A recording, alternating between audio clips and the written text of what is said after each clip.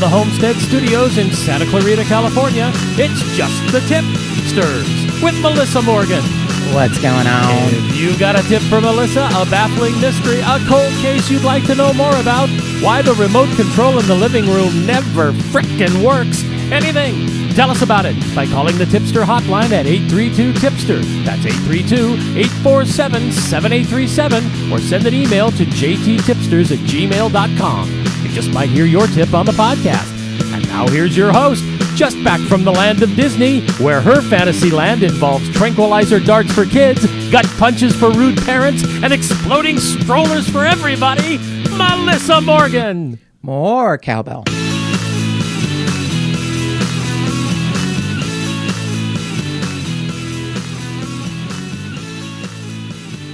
Oh, producer Mark, your intros are the best part of this podcast, actually. I'm pretty sure of it. And the reason that our remote control doesn't work in the living room / family room is because we have DirecTV, which is put together by butt fuckers using spit and pipe cleaners. I don't know if I'd go that far. I would. I mean, our other alternative is to use the cable company, which is evil. Mm-hmm. Yeah. But it is bad. Yeah, it's real bad. It's really bad. I was always a big fan of DirecTV, and the last couple of times the quote-unquote upgrades, I find it completely unuser-friendly. I want to take our remote and fling it into the television screen, which would, of course, not benefit anyone except, getting a little bit of anger out. On my luck, I'd probably pull a rotator cuff and have to get Tommy John surgery or something out of my complete utter fucking frustration with this pile of shit system. You work on your slider. It would just have to be an overhand. I throw like a girl. I'm not good at anything like that. But yeah, it's really, really a shitbag system that I hate with all my heart. And please sit down and prepare yourself. I curse. So no. I do. I curse in this podcast. The podcast is marked explicit, so yeah, I think in case you're shocked, people should know. If there's something I could do to help you with that, you can get a definition of explicit on dictionary.com. If you're really upset, perhaps your mom saved that old set of Encyclopedia Britannica or Webster's Merriam-Webster dictionary, because yeah, that's all I'm saying is that when people email and that they're shocked that I curse, I'm like, huh. Oh, well. Yeah, well, you perhaps you move on to another podcast. What I find is that a whole lot of podcasts use. Oh, I know. I'm not taking it personally. You can't, because it's, obviously someone who doesn't have a very, anyway. Yeah, I'm just going to let you know I curse. So anywho, yes, just back from Disney. And if I only had tranquilizer darts, Jim and Marlon Perkins on Mutual of Omaha. For the little rugrats. Oh, it would but it's for them. Disney's for them, but still, I'd probably start with the parents. Oh, well, that's a good point. Because the kids would probably stop if their parents are down on, Main Street, Disney, snoring, because I've shot them in the ass with a. They might not like that, though. Yeah, and they might just hang around their. I don't know. Yeah. It's the strollers. Let's just be honest. The people that operate them, it's their problem. But they're buying these rather large reinforced vehicles. Well, that's what they are. They're a vehicle. One of them ran up on Mark's heel. Yeah, the foot I just had surgery on. That's just about done healing now. Mm-hmm. Yeah, we're real close to being done with the healing, and then a jackass with a stroller that looks sort of like those nitro burning funny cars. They're they're very big. They're very big. It really did. I know. That's what I'm saying. It's not a stroller. They take up the entire sidewalk. That could potentially have two people passing. No. It's you get a half a person if it's somebody with a stroller, because they're taking up 1.5 space. It's a little bit overwhelming, and it's the backpacks, though, also. Well, but the backpacks are another thing. But when those strollers come up from behind you, they're being pushed by parents who just have had enough of this shit, and they do not care that you're a human being in the way. They do not care. They come right through and just plow into you. You know what they are? They're like a Prius. They're fucking sneaky fuckers. You can't hear them. I have been more horrified by more Prius drivers. You know, I'm like, what is it? Oh God, it's a 2,000-pound piece of metal. And you couldn't hear it because it's like, Yeah. quiet. That's what a stroller is, a fucking, you know, open aired, sneaky fucking Prius. That's what a stroller is. And the bigger, the worse they are. And here's the thing. We saw people pushing kids around who were probably 8 or 9 years old no kidding. in the stroller. Now, I'm sorry. If when I was a kid, if I went to Disneyland and I told my old man, would you push me around in a stroller? He'd show me how to get pushed around. Let me tell you. God bless Gary Humphreys. I think that's why you're the stellar grown-ass man you are. It's because your parents weren't mollycoddlers. I mean, No, they were not. It's definitely a new world. I was very grateful to one father who stopped his daughter from potentially pummeling me to my death with her Hello Kitty backpack because she couldn't stand still and she just kept whipping around and she has no idea that there's, you know, a foot of backpack behind her. And I'm standing there in line too, darling. And she just is whipping around and hitting me. And I finally got to the point where I surrendered. I just was like, that's it. This is how I'm going out. I have gotten all of my papers in order. Mark knows that I love him. He gets everything I have. And I'm going to die at the hands of a 9-year-old fucking bitch with a Hello Kitty backpack. Yeah. And her father stopped her from whipping around and didn't, you know, like... bow down or Harry carry himself, but did say sorry. And I thought, oh, thank you. That was one person. At yes. least he said he was sorry. A one-word apology is all. That's all. That's fine. That's good. Yeah. Most of the parents there don't apologize. Are not present or aware. They're just trying to plow through their day. And I get it. It's just another reason why I'm glad we just have dogs because they are a fucking pain in the ass enough. But anyway.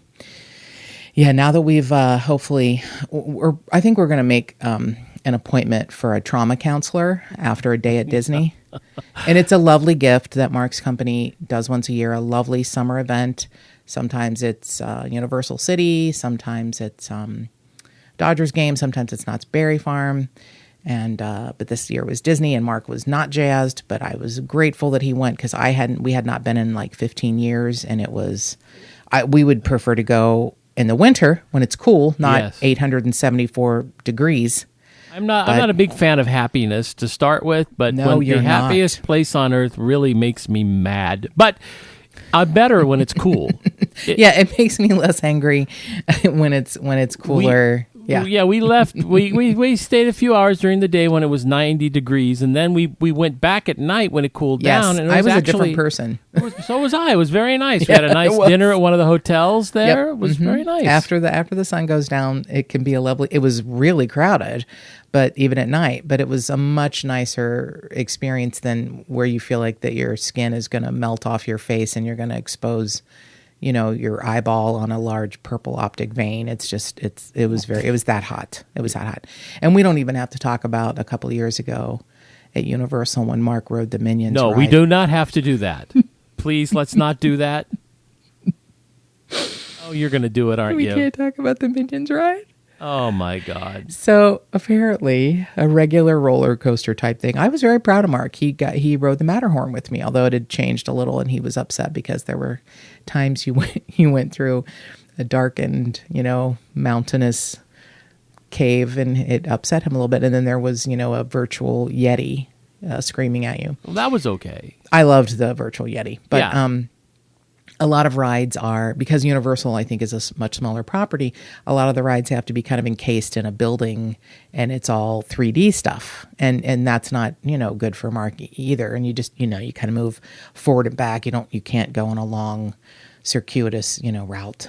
So one of his coworkers who I adore, Tip-Ster Allison, the only thing she wanted to do, Minions ride. I want to ride the Minions ride. I was like, okay. So we rode that in. At the time, Mark was recovering from a foot issue and was on a cute old man rascal scooter.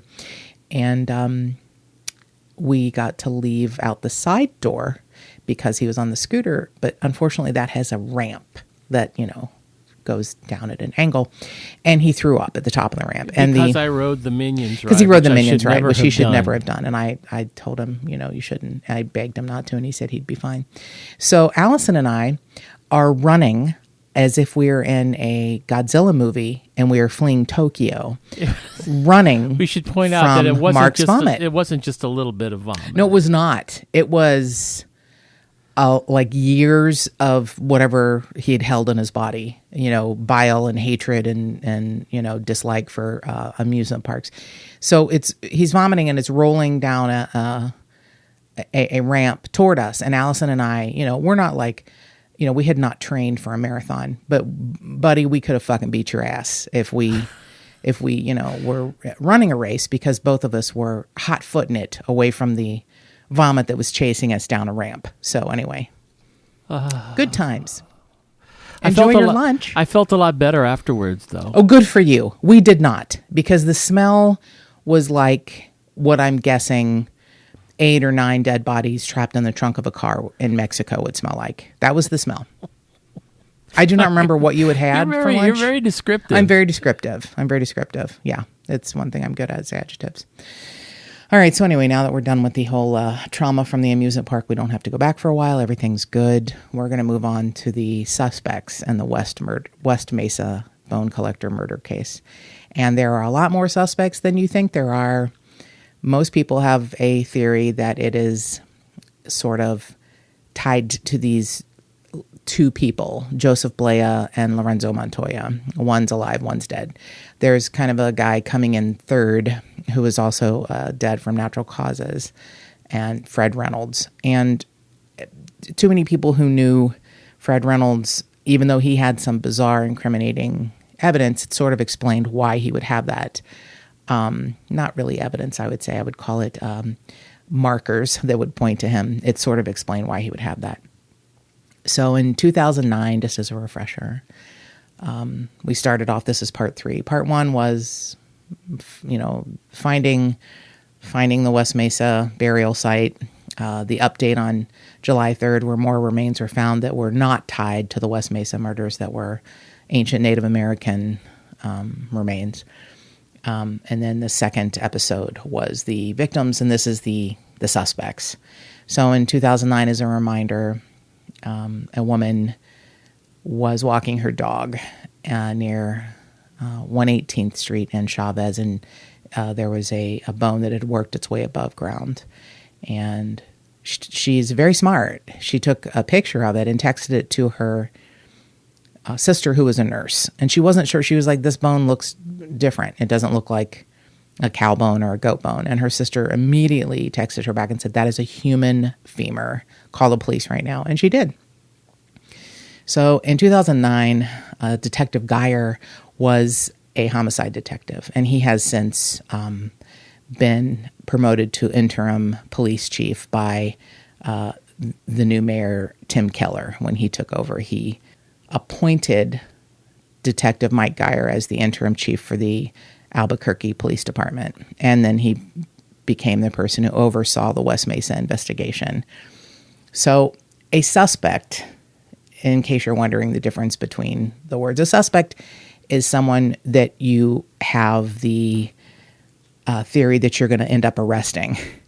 A person of interest is someone who you have on your radar that could or could not be responsible, but who might, have a likelihood of being there. But so that's like when Detective Sipowicz says, I like this guy. Yeah. He's a person of interest.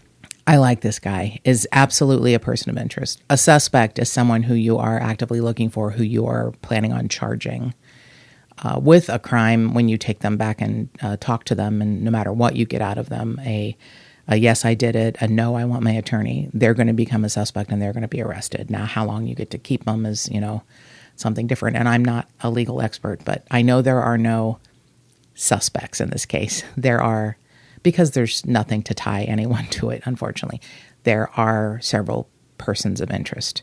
So I guess I want to start with the least likely, in my opinion, is Joseph Blea. Well, the least likely is actually probably Fred Reynolds. He died of natural causes in 2009, and he was a pimp, and he had known one of the victims for sure. And in his remains were found photos of some of the missing sex workers and 3 of the women who were found on the Mesa. And several of the women who worked for him were like, look, he didn't have anything to do with this. He just wouldn't. He wouldn't. Why would he kill the golden goose? And it's like, okay, yes, maybe, no, maybe. I don't know. But it's just because he had those odd items doesn't mean he did it. And he, had no history of any, he was a pimp. So, not an upstanding accountant, but still, just there was nothing in his personality, his MO, his life that would say that he would do this.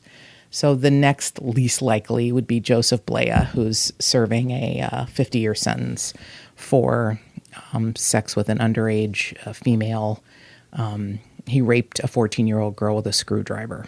Oh, man. Yeah. So I get different things. First, it's a 36-year sentence, then it's a 50-year sentence, and then it's a 90-year sentence. But I think the 90 years is a total because of 4 different sexual assaults. Now, he has an odd pedigree. He had, I believe it was like 130 run-ins with the law from 1990 to 2009. Some of them were, just prostitution charges. Some of them were drug charges. And this was all revealed in a search warrant affidavit that was finally unsealed just last year. But he was never charged with this crime. However, his DNA was found on a prostitute that was left dead on a curb in 1985. He's never been charged. His DNA was found on the waistband of her pants and some other parts of her body. But here's, he's obviously got a problem. He's a weirdo. If you're the West Mesa bone collector murderer, do you leave your victim on the curb? Well, that's a good point. I just don't see someone leaving a victim on a curb because you're an idiot. And I kind of believe Joseph Blea is an idiot. I'm just going to say that. I find nothing interesting about him. He seems like an idiot. So I don't think you leave your victim on the curb. We don't know that he murdered her. We don't know if she died of natural causes. I don't know how she died, and that's not revealed. She's just dead on a curb, and his DNA's on her. She is unfortunately a sex worker. He could get out of that. Obviously, he could get out of it because they haven't charged him. But if they charged him, he could get out of that with a halfway shitty attorney saying she's a sex worker. Lots of people were, her customer. My client had nothing to do with this. He, paid her for her services and she didn't wipe his DNA off. It's a horrible thing. But so, like I said, a lot of his charges, a lot of his allegations by law enforcement, a lot of his run-ins with law enforcement were the kind of crap that would happen if you're an asshole, but not necessarily a serial killer. Well put. I just don't think he's smart enough to do this. I just don't think he's smart enough to do this.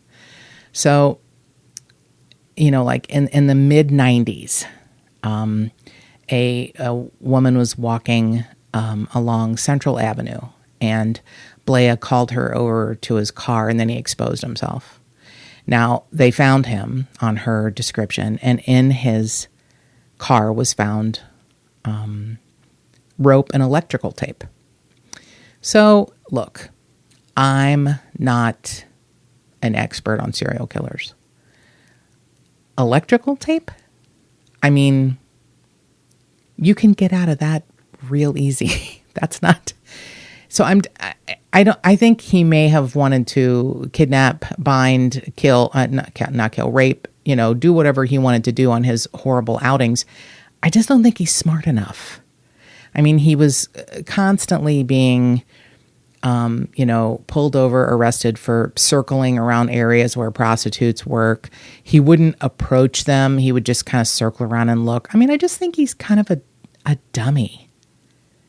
I just think he's just a kind of a dummy. That's not unreasonable. I know that sounds terrible, but so his wife, just like a few days, I think it was 7 days after the first bone was found in 2009, his wife called the police and said, "I think you ought to look at my husband. I think he's, a real weirdo." At that point, they had been separated. She said he enjoyed wearing, women's underwear. That doesn't make him a murderer, She said that she had found jewelry around the house that didn't belong to her or her daughter. There was, women's underwear found in a shed in the backyard. The underwear did not prove to have been owned by anyone else other than him. So I think he had his own interesting proclivities, but it just doesn't make him a murderer. He has denied every time that they have said, did you do this? He's denied it. He knew a few of the victims. He said he'd even paid some of them for sex. And unfortunately, some of these victims, most of them, unfortunately, are sex workers. I just don't think, he's told cellmates that he even hit one of the victims when they tried to take his money. He was paying her and she tried to grab his money and he hit one. That's all he'll ever admit to. And it's just not, I just don't think there's anything. I just don't think there's anything that let's just call it what it, he's an asshole. But he denies any involvement in it. Not that he would be like, okay, I did it. But maybe he's dumb enough that he would be. There's not enough. So the suspect that everyone thinks potentially is the best, the person of interest that everyone thinks would be the best eventual suspect is, dead. So that's a bummer. Lorenzo Montoya, and he was killed in 2006 by the boyfriend of a woman that he had met on Backpage or somewhere on Craigslist to come to his home and dance for him. So, he did not know that he had killed her. He had strangled her.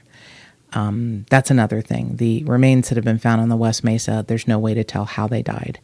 They just know that 11 women and one who was pregnant did not crawl up onto the mesa, dig their own grave, bury themselves, and lay there and die. So that, they were put there, but they've been there so long that there's no way to, most of them would be missing, a hyoid bone, or unless there is a gunshot, hole in their head, or, if they were shot between ribs and the soft tissue. I mean, there's no way, It's just heartbreaking. So Lorenzo Montoya is another troubled soul with a lot of charges, a lot of weirdness. He would 5 cars that he would report that they had been stolen and set fire to every single time he was at the movie theater. I mean, he needs to kind of, step up his game. He needed to step up his game if he was trying to get rid of evidence. That was one of the theories, that he would, put his car somewhere, set it on fire, go see a movie. Like that's his, alibi, and then say, "Hey, my car's on fire." It was basically an insurance scam.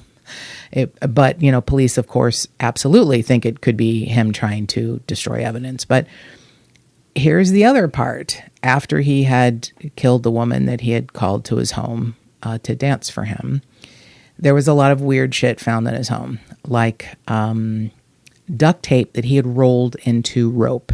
Now, he's much smarter than Joseph Blea. Let's just say that, too. He, and he had been on their radar for a very long time. He was arrested in the 90s because he propositioned an undercover detective and offered her $40. and she took him to a motel and then arrested him. And it didn't matter. He kept going.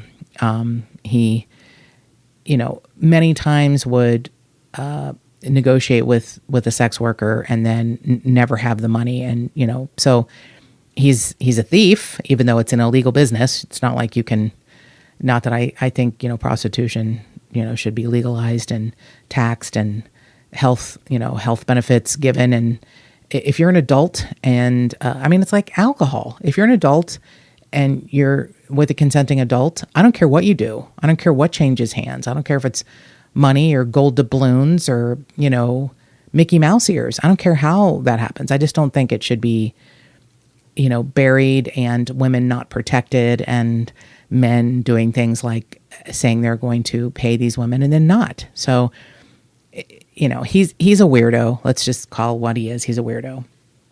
And he messed with the wrong girl who was hired to dance for him, brought her boyfriend because she's, not stupid. And he strangled her and was putting her body in the trunk of his car when her boyfriend saw him and shot him.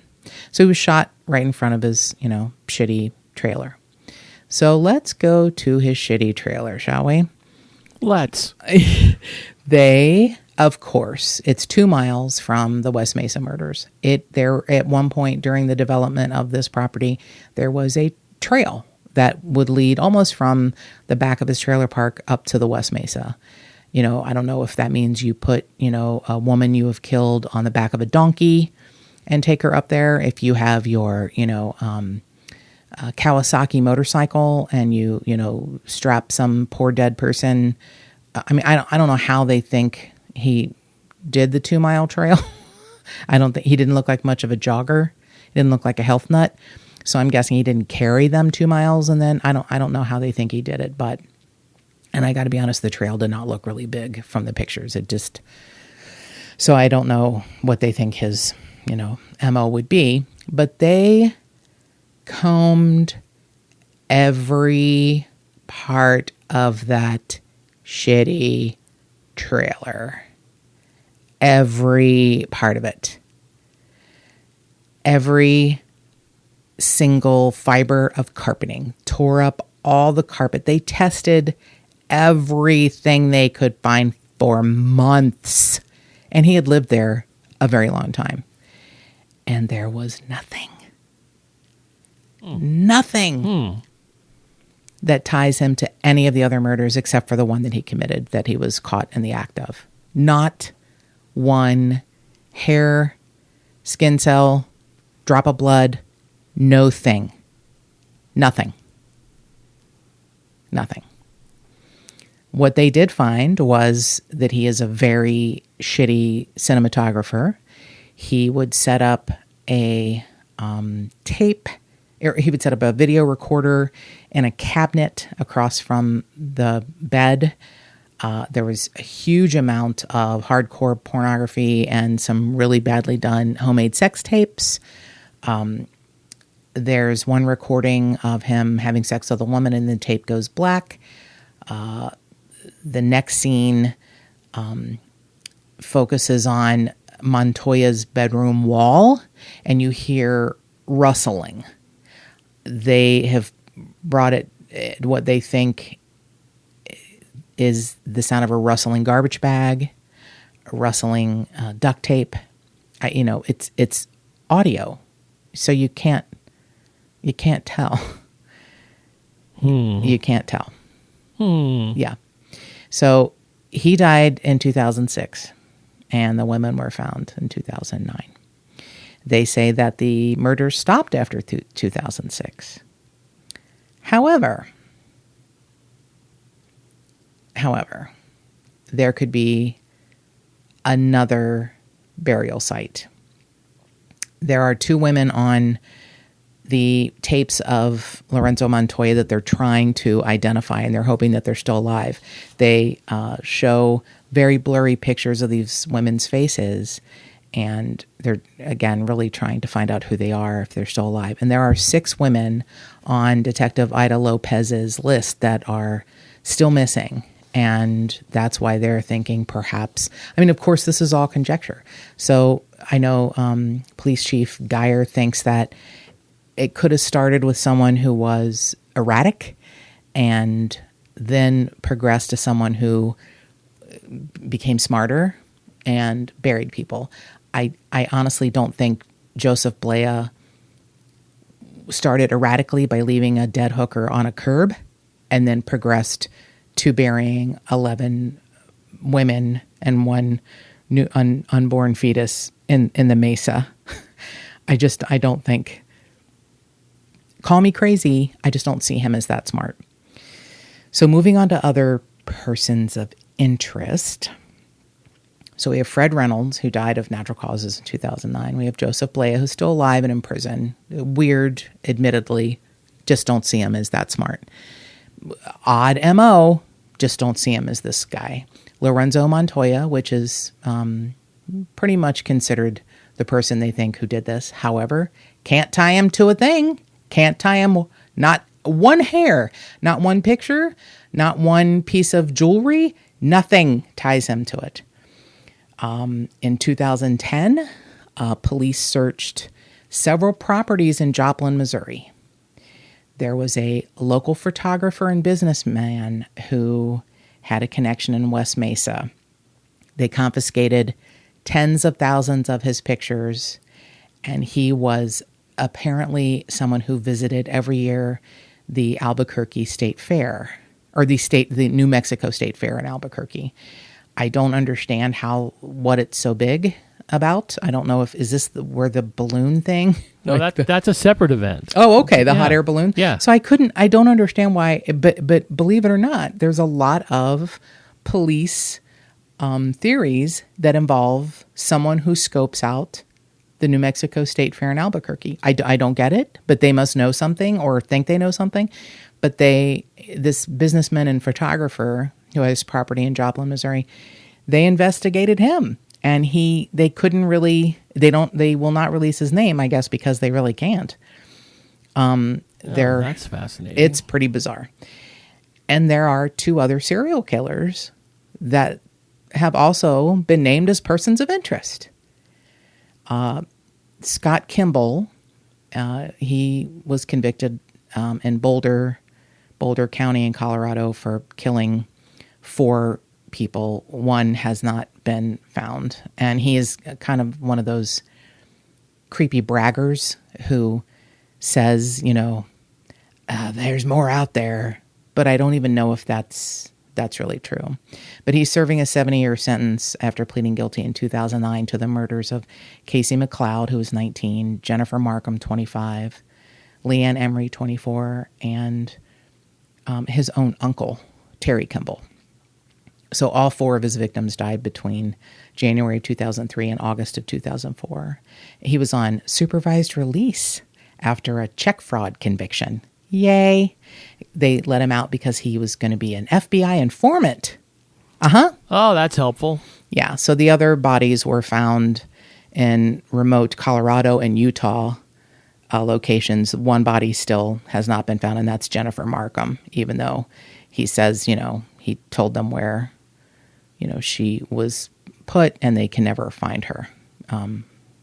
She's been missing the entire time, and they just presume she's dead because he said she's dead, so I don't know. But he boasted to, people who knew him and other inmates that he has multiple other murders, but they really can't find any other evidence. I mean, so in September of 2010, the FBI was investigating him as a suspect in the murder and mutilation of a woman found in Westminster, Colorado in 2004 while he was, living there, and he was under the FBI supervision. Not great. He told some family members, I'm a suspect in the West Mesa murders. Yeah, I know. Okay. Yeah, but then he, oh no, I'm not involved with that. It's just so awful. So the other one that I find really fascinating, and I just don't see him doing it either, but he's smart and weird and could potentially be a guy who changes his MO much like Israel Keyes. He's a real sick sociopath, and that's Todd Kohlhepp. And if you remember, it was probably, it was 2016, 2017. He was finally arrested for, it was November of 2016. He kept a girl in a storage container on his property. If you remember, he really, he was. I remember this. Yeah, I do. He was but he was, smart and successful and made good money. And he was a realtor, and he had a pilot's license and flew planes.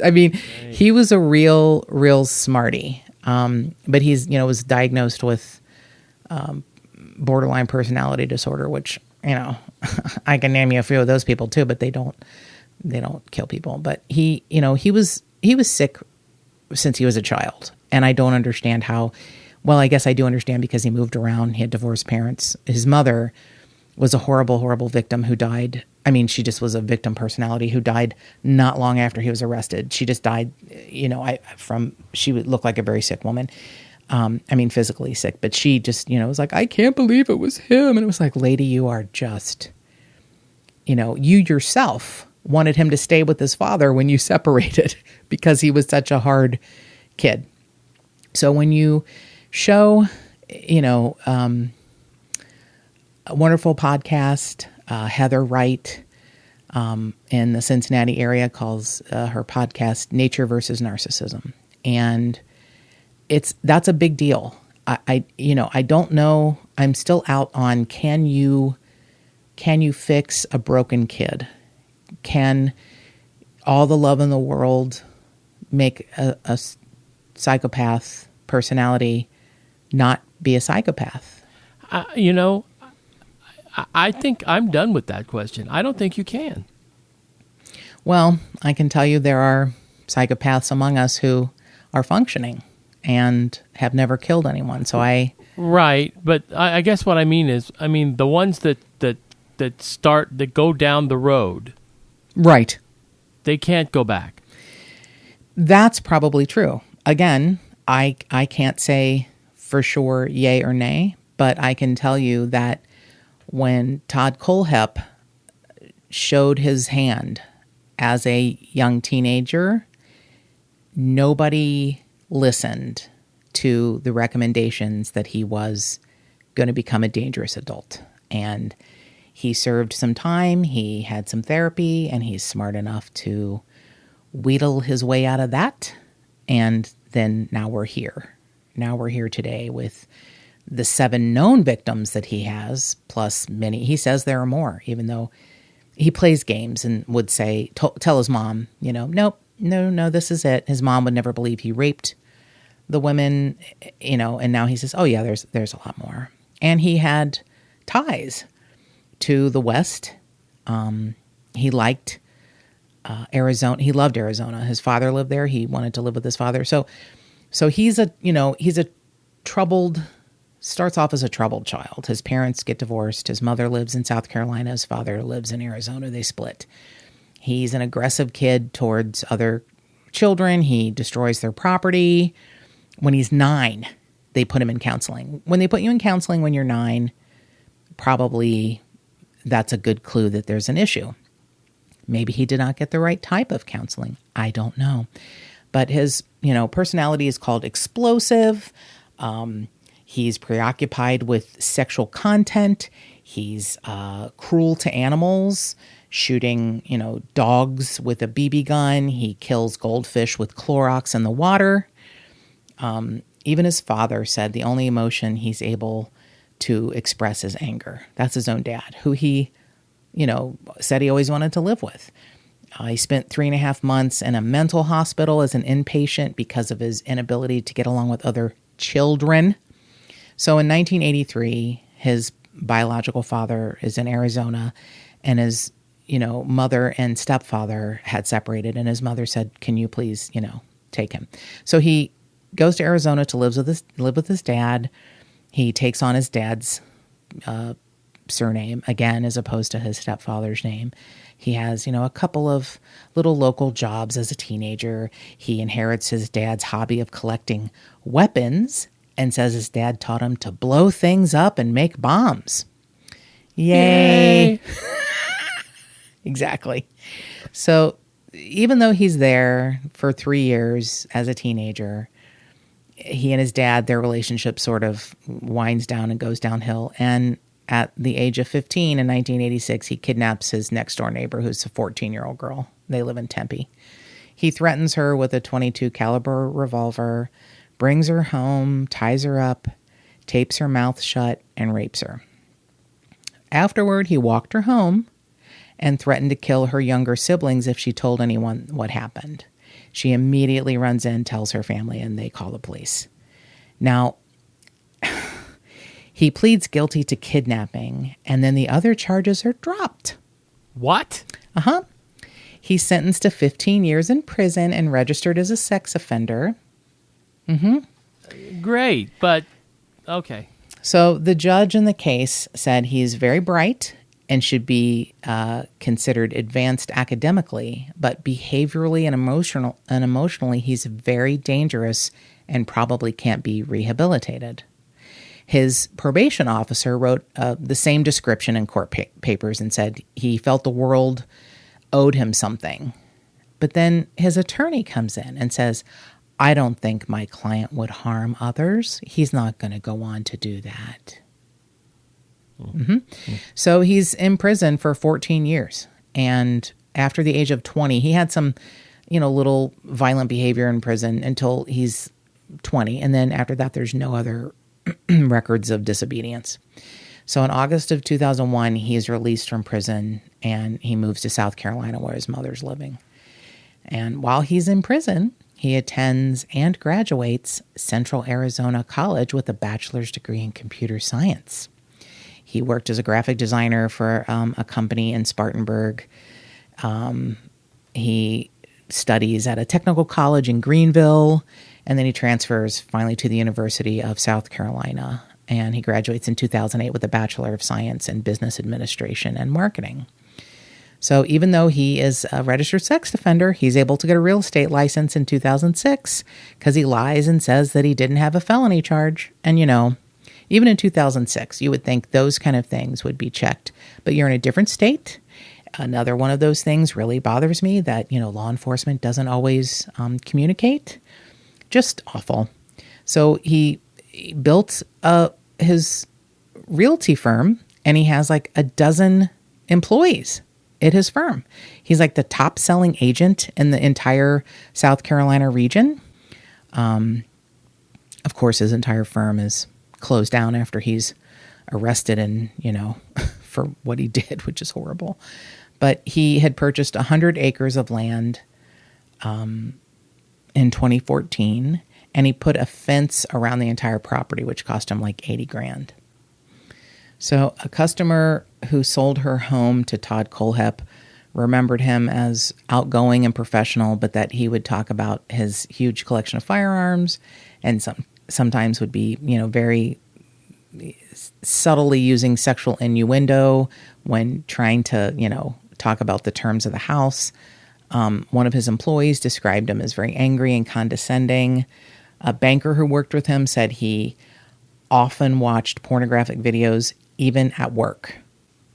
He frequented a Waffle House, and his behavior was so disturbing to the waitresses at the Waffle House that the male cook began to take his orders. Because that's saying something. I think if you offend a Waffle House waitress, you've ramped up your shit. Yeah, you're probably doing something that put you in jail. Yeah.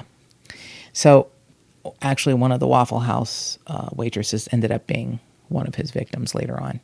So in November of 2003, a customer found 4 people shot to death inside a Superbike Motorsports motorcycle shop.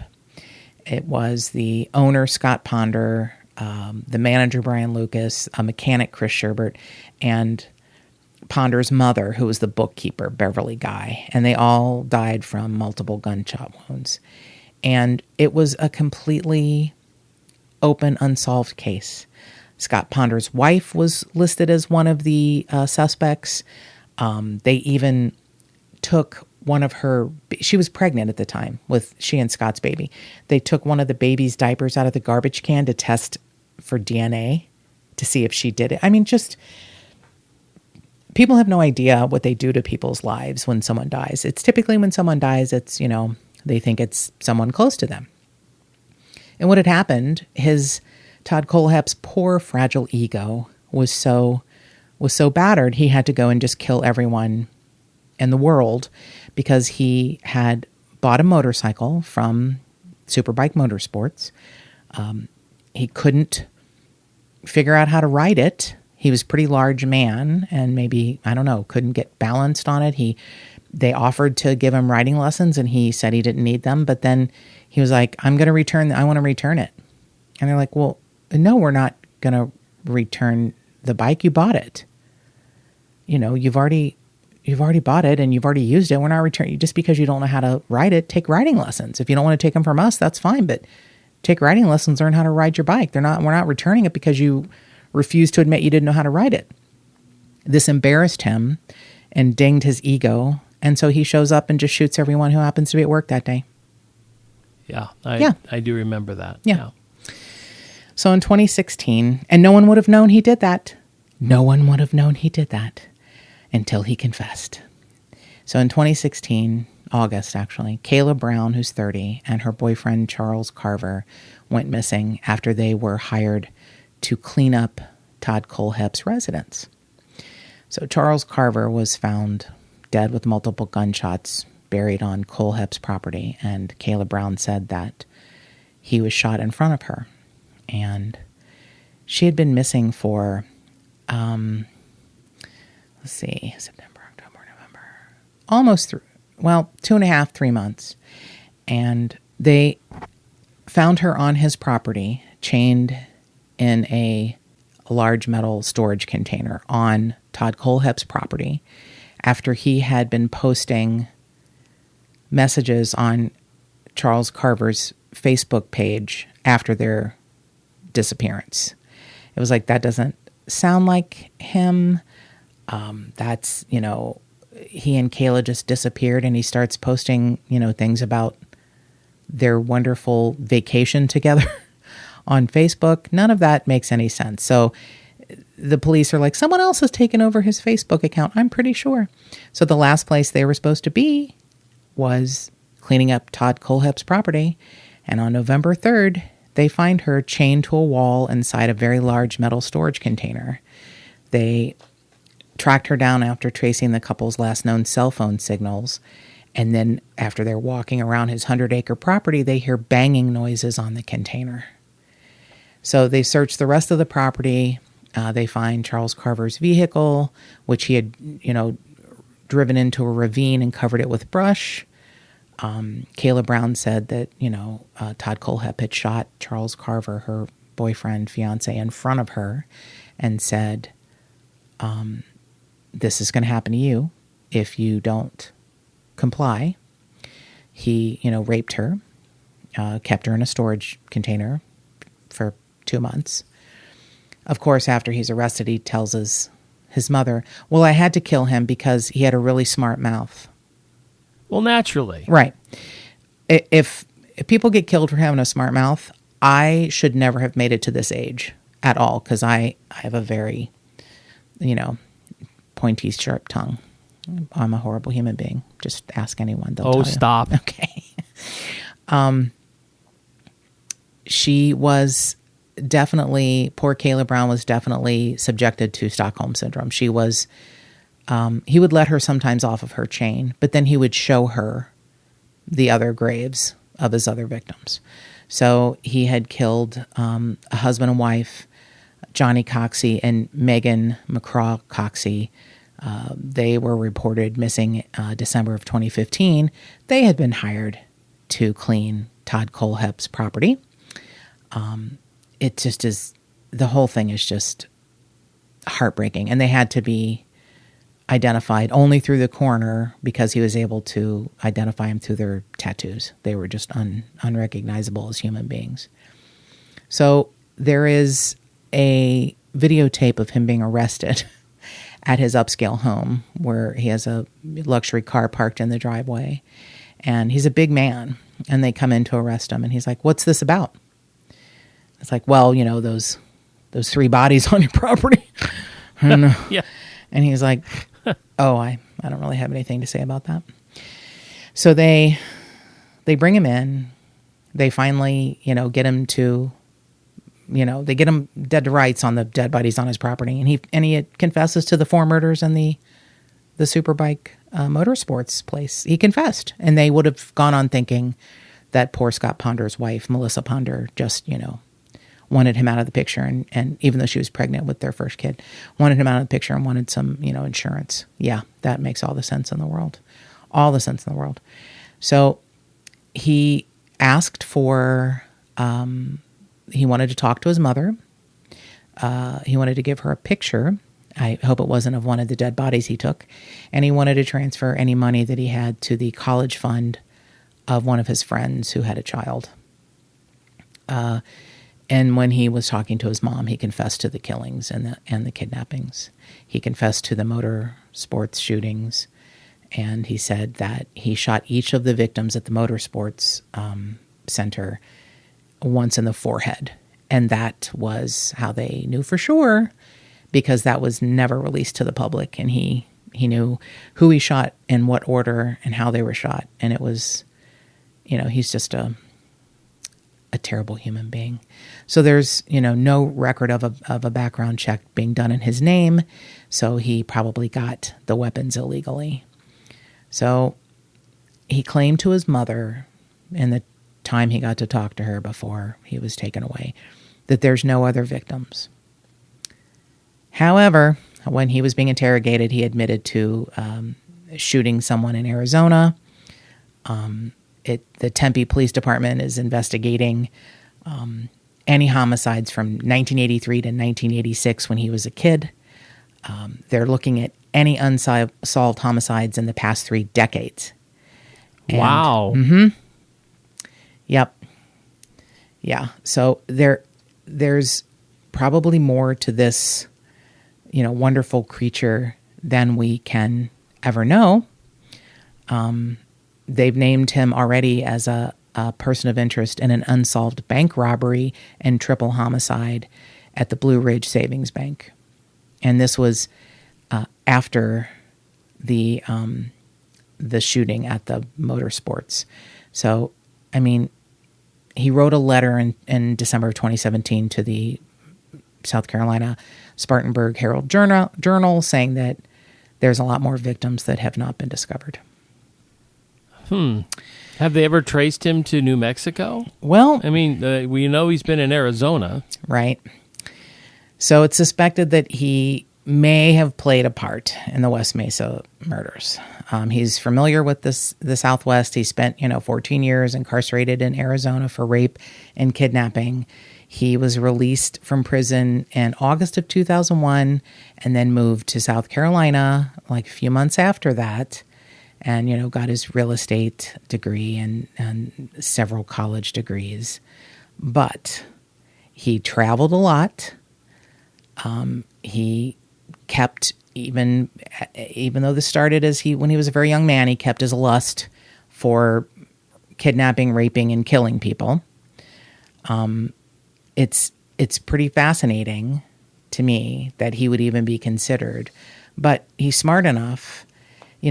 He likes to bury the bodies.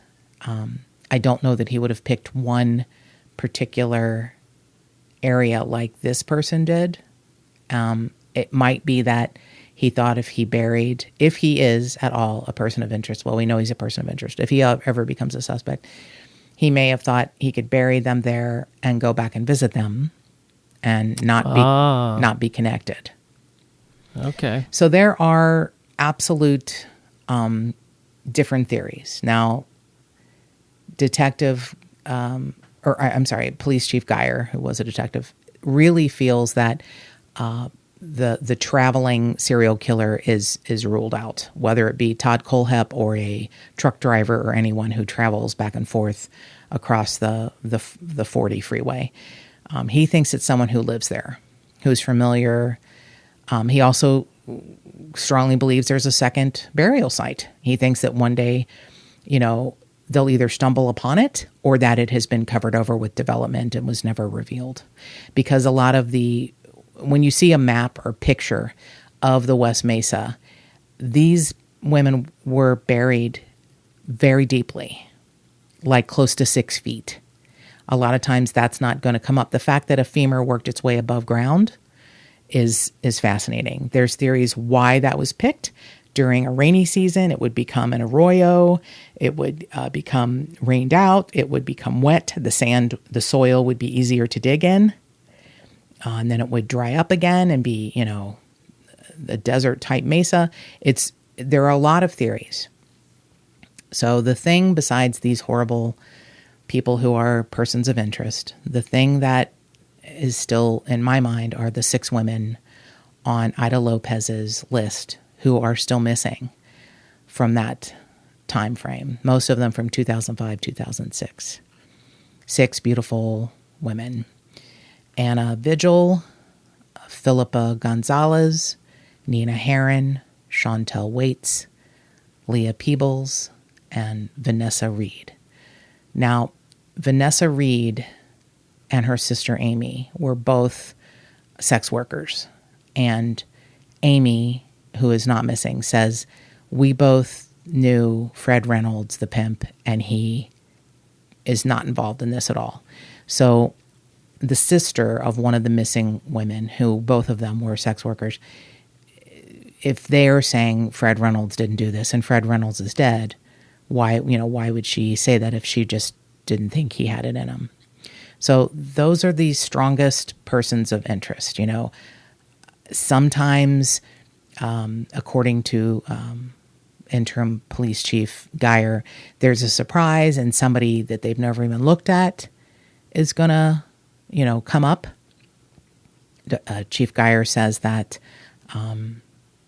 if you talk to anybody on the Albuquerque PD, they're split on who they think it is. A lot of them think it's Lorenzo Montoya. Some of them think it's Joseph Blea. Some of them think it's someone that they don't know yet.